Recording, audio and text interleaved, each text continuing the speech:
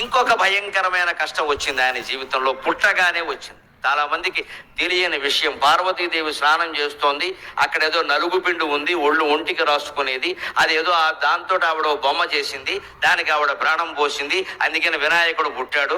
ఆయన్నేమో అక్కడ కాపలా పెట్టింది, ఎవరిని రానియకుండా చూడవయ్యా, కైలాసం అసలు బహిరంగ ప్రదేశం కదా, కొండ గుహలో ఎవరైనా వస్తారు పరాయి మగవాళ్ళు, అందుకని నువ్వు అక్కడ ఉండవయ్యా అని తల్లి కొడుకుని కాపలా పెట్టింది. అక్కడ ఈ వినాయకుడు నిలబడ్డాడు. అంతట్లో శివుడు వచ్చాడు, ఈయనకి తెలియక ఆయన్ని కూడా అడ్డుకున్నాడు. దాంతో నా ఇంటికి రాకుండా నన్ను అడ్డుకుంటావా అని శివుడు కంఠాన్ని తీసి పారేశాడు. ఇది మామూలుగా లోకంలో ప్రచారంలో ఉండే కథ. ఎప్పుడు పురాణ కథల్లో ఖచ్చితంగా అసలైన తత్వం తెలియాలంటే కథ నిర్మాణంలో ఒక లోపం ఉంటుంది, దాన్ని పట్టుకోవాలి మనం. ఒక లోపం ఉంటుంది, కుదరని, యుక్తిపరంగా తార్కికంగా కుదరని విషయం ఒకటి ఉంటుంది, దాన్ని పట్టుకుంటే మిగిలినవన్నీ వస్తాయి. పార్వతీదేవికి నలుగు పిండితో బొమ్మ చేయాల్సిన అవసరం ఎందుకు వచ్చిందండి? ఆవిడ లలితాంబ కదా, జగత్తంతా ఆవిడ కుటుంబమే కదండి. అమ్మవారి కుటుంబం కాని వారెవరండి? ఆ బ్రహ్మకీట జనని వర్ణాశ్రమ విధాయిని, ఆ బ్రహ్మకీట జనని వర్ణాశ్రమ విధాయిని, బ్రహ్మదేవుడు మొదలుకొని చిన్న కీటకం వరకు పార్వతీదేవి సంతానమైన లలితా సహస్రంలో స్పష్టంగా ఉందా లేదా? మరి అటువంటిప్పుడు ఈ నలుగు పిండితో బొమ్మ చేయడం పనేమిటంటే ఆవిడకి అక్కడుంది లోపం, అక్కడుంది లోపం. అది పట్టుకొని లాగితే మొత్తం కథ వస్తుంది. ఆవిడ స్నానాల గదిలో ఉండి నలుగు పిండి తీసుకుని బొమ్మ చేసి నా కొడుకు పుట్టాలి అని అనుకోవలసిన పనేమిటి? లక్ష్మీదేవి అనుకోలేదే. లక్ష్మీదేవికి బ్రహ్మదేవుడు సంతానం అంటే లక్ష్మీదేవి గర్భం ధరించి బ్రహ్మదేవుడిని కనల. విష్ణుమూర్తి నాభికమలం నుంచి బ్రహ్మదేవుడు ఉద్భవించాడు. విష్ణుమూర్తి భార్య కాబట్టి ఆవిడ సంతానం అయ్యాడు, ఆవిడేం కనలేదు. అలాగే సరస్వతీదేవికి నారదుడు సంతానం, బ్రహ్మమానస పుత్రుడు. ఆయన బ్రహ్మ మనస్సులో సంకల్పిస్తే పుట్టాడు, అంతేగాని సరస్వతి ఆయన్నేమో 9 నెలలు మొయ్యల. మరి ఎవరికీ లేనిది పార్వతీదేవి నలుగు పిండి నలపడం, ఇలాగా బొమ్మ చేయడం, దానికి ప్రాణం పోయడం, ఆ అవసరం ఎందుకు వచ్చిందండి? అది పట్టుకుని లాగితే మిగిలిన కథ అంతా వస్తుంది. పైగా ఇంకొక మాట, ఎంత అక్కడ పార్వతీదేవి స్వయంగా సృష్టించినటువంటి శిశువు కదా, ఆయనకు వచ్చిన వాడు తండ్రి అనే విషయం తెలియదా?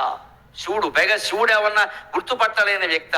శివుణ్ణి గుర్తుపట్టడానికి చాలా ఆధారాలు ఉన్నాయి. ఏనుగుతోలు కట్టుకుంటాడు, పోనీ అప్పటికి లేకపోయినా బూడిద పూసుకుంటాడు, మెడలో పావులు ఉంటాయి, చేతిలో శూలం ఉంటుంది, నెత్తి మీద గంగాదేవి ఉంటుంది, నుదుటి మీద 3వ కన్ను ఉంటుంది. ఇన్ని 5 ఆధార కార్డు మీద ఇన్ని గుర్తులు ఉన్నాయి శివుణ్ణి పట్టుకోవడానికి. ఆయన అనామక విగ్రహం కాదు.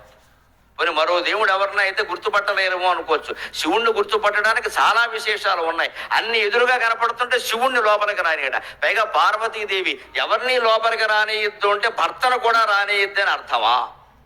నిజంగానే మన ఇళ్లలో ఎప్పుడైనా తండ్రి వీధిలో గడితే తల్లి ఏదైనా స్నానానికో మరో అవసరానికో లోపల ఉంటే, ఒరే పిల్లాడిని లోపల కాస్త చూస్తూ కూర్చోరా, గుమ్మం దగ్గర ఉండరా, ఎవరు రాకుండా చూడరా అంటే మీ నాన్న కూడా రాకుండా చూడమనా?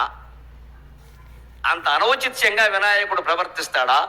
అంత పోని ప్రవర్తించాడని అనుకుందాం. పిల్లాడు చిన్నపిల్లాడు కాబట్టి అజ్ఞానంతో చేశాడని అనుకుందాం. శివుడికి ఏమాత్రమో దయ లేకుండా, దాక్షిణ్యం లేకుండా ఆయన తన కుమారుడు అనే విషయం పార్వతీదేవి చేసి ఉంటుంది అనే విషయం ఈయనకి తెలియదా? ఈయన ఏమి తెలియకుండా శూలం పెట్టి మొత్తం కంఠం ఉత్తరిస్తాడా? ఇది జరిగే పనేనా? ఈ కథలో లోపాలు కనపడటంలా కాస్త జ్ఞానం ఉపయోగించి భగవంతుడి మీద భక్తితో, స్వామి నాకు ఇందులో ఏదో కనపడుతోంది, నాకు అర్థం కావట్లా అని ఆలోచిస్తే, ఆ తాపత్రయం పడితే భగవంతుడు మనకి దానికి తగిన సమాధానం ఎక్కడో అక్కడ దొరికేలా చేస్తాడు. నాకు 2 ఏళ్ల క్రితం ఈ కథ పట్ల ఇదే అనుమానం వచ్చి, ఇది కాదు దీనికి ఏదో ఉంటుంది మూలం అంటే, ఆశ్చర్యకరంగా దేవీ భాగవతంలో సమాధానం దొరికింది. వాస్తవమైన కథ అది కాదు. పార్వతీదేవి మానవ స్త్రీలాగా ఆలోచించింది. తాను గర్భం ధరించాలి, 9 నెలలు గర్భంలో పిల్లాన్ని మొయ్యాలి, పిల్లాన్ని కనాలి. ఇది దేవతా స్త్రీల లక్షణం కాదు. దేవతా స్త్రీలు ఎవరూ గర్భం ధరించరు. లక్ష్మీదేవి గర్భం ధరించదు, సరస్వతీదేవి గర్భం ధరించదు, ఇంద్రుడు భార్య శచీదేవి గర్భం ధరించదు, రంభ గర్భం ధరించదు, ఊర్వశి గర్భం ధరించదు. మనకి మళ్ళీ ఆసుపత్రుల్లో ఉండడం, 9 నెలలు ప్రెగ్నెన్సీకి సెలవు ఇవ్వడం, తమిళనాడు ప్రభుత్వం వారు 9 నెలలు సెలవిస్తామని చెప్పారట జయలలిత గారి. పాపం ఎంత ఔదార్యం కలిగిన ముఖ్యమంత్రులు. మానవుల మనస్తత్వాలు వాళ్ళకి తెలియవు. అందుకే మర్నాడు ఈనాడు పత్రికలో శ్రీధర బ్రహ్మాండమైన కార్టూన్ వేశాడు. ఒక ఆవిడ పిల్లాన్ని చేత్తో పట్టుకుంది, మళ్ళీ కడుపుతో ఉంది. ఏమిటని అడిగితే 9 నెలలు అయిపోయిందంటే మళ్ళీ ఇప్పుడు 3వ నెల అన్నారు. ఇలాగా ఉంటాయి ఇటువంటి సెలవులు పెడితే ఖచ్చితంగా. ఇంక వాళ్ళు ఉద్యోగం చేయరు, ఇంక పిల్లల్ని కంటూనే ఉంటారు.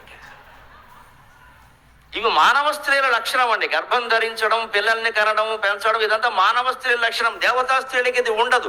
కానీ అమ్మవారు మమకారానికి లోనై నాకు కుమారుడు ఉంటే బాగుండు, నేను గర్భం ధరిస్తే బాగుండు, నేను 9 నెలలు వాడిని భరిస్తే బాగుండు. మానవ స్త్రీలందరూ ఈ అనుభూతిని పొందుతున్నారు కదా. ప్రసవం అనేది, ఆ పిల్లాన్ని గర్భంతో ధరించడం అనేది, ప్రసవం అనేది ఎంత గొప్ప అనుభూతి. ఆ అనుభూతి మానవ స్త్రీలందరికీ ఉంది కదా, నాకెందుకు ఉండదు అని శివుణ్ణి అడిగింది. ఖచ్చితంగా దేవీ భాగవతంలో ఉందా కథ.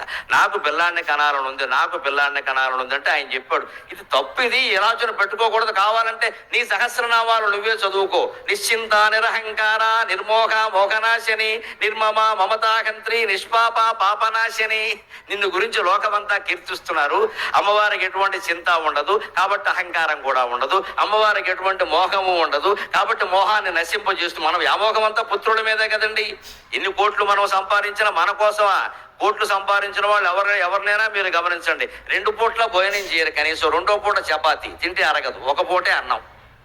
అది కూడా కర్మ. 2వ చపాతీ తినకూడదు, బరువు పెరుగుతాడు. అందులో ఒక చట్నీ వేయకూడదు, బీపీ. అందులో ఒక పంచదార వేయకూడదు, షుగర్. దేనికి నీ 100 కోట్లు పని లేక 2వ పూట అన్నం తినే యోగం లేనప్పుడు. ఈ ఆస్తులన్నీ దేనికి? అనవసరం కదా వ్యవహారం. పైగా ఒక్క చపాతీ కోసం 100 కోట్లు ఎందుకండి? ఎంత ధరలు పెరిగినా ఇండియాలో ఒక్క చపాతీ 100 కోట్లు అవ్వలేదు. ఇంకా చాలా తక్కువలోనే ఉన్నాయి. అవసరం లేదు, అంత డబ్బు అవసరం లేదు. మనం ఎందుకు సంపాదిస్తాం తెలుసా? మమకారం, వ్యామోహం. ఇదంతా నా పిల్లలకి ఇవ్వాలి, ఇదంతా నా పిల్లలకి ఇవ్వాలి. నా పిల్లలే నా వాళ్ళు, నేను, నా భార్య, నా పిల్లలు, నా కుటుంబం. మిగిలిన వాళ్ళు ఏమైపోయినా సరే వీళ్ళే నాకు ముఖ్యం. వాళ్ళకి ఇవ్వాలి, వాళ్ళకి ఇవ్వాలి, వాళ్ళకి ఇవ్వాలి. ఈ తాపత్రయం మనకుంటుంది. అమ్మవారికి కూడా ఇదే ఉంటే ఎలాగా? వాళ్ళు దేవతలు ఎలా అవుతారు?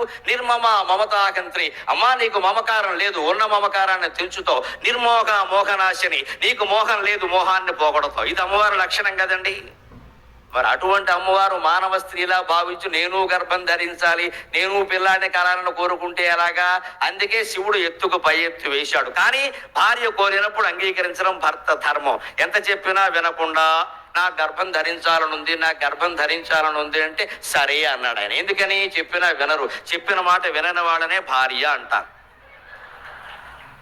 చెప్పిన మాట విన్నట్టు నటించేవాడిని భర్త అంటారు. పెద్ద తేడా.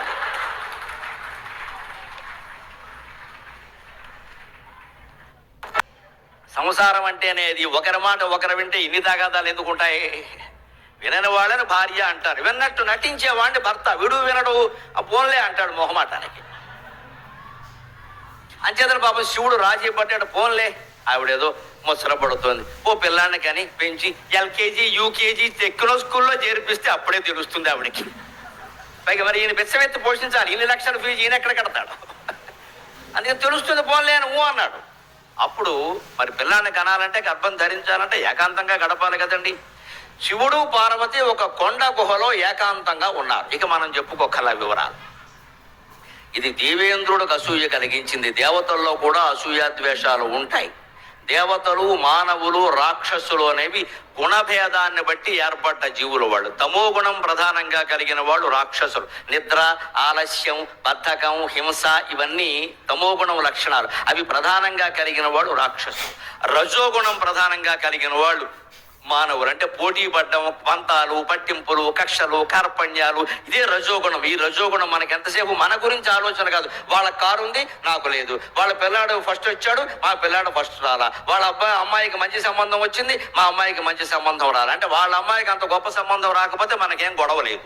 వాళ్ళు కారు కొనకపోతే మనకు కారు అక్కాల. మనకు కారు ఎందుకు కావాలంటే మన అవసరం గురించి కాదు, వాళ్ళకు ఉంది కాబట్టి మనకు కావాలి. ఇది మానవుల లక్షణం అండి. దీన్ని రజోగుణం అంటారు. ఈ రజోగుణం ప్రధానంగా కలిగిన వాళ్ళు మానవులు. దేవతలు అలా కాదు, సత్వగుణం ప్రధానంగా ఉంటారు. వాళ్ళు శాంతంగా ఉంటారు. ఈ కోరికలన్నీ వాళ్ళకు ఉండవు. ఉన్నదాంతోనే సంతృప్తిగా ఉంటారు. మనం ఆ దైవత్వాన్ని పొందాలి, సత్వగుణాన్ని సాధించాలి. అలా సాధించవలసినటువంటి దేవతలు, దేవేంద్రుడు వాళ్ళలో కూడా ఆ సత్వగుణమే ఒక్కోసారి అహంకారానికి దారి తీస్తుంది. నేనే ధర్మాత్ముడు. లోకంలో మంచి గుణాలు ఉన్న వాళ్ళు చాలా మంది ఉంటారు. దాన ధర్మాలు చేస్తారు, గుళ్ళు కట్టిస్తారు, బళ్ళు కట్టిస్తారు.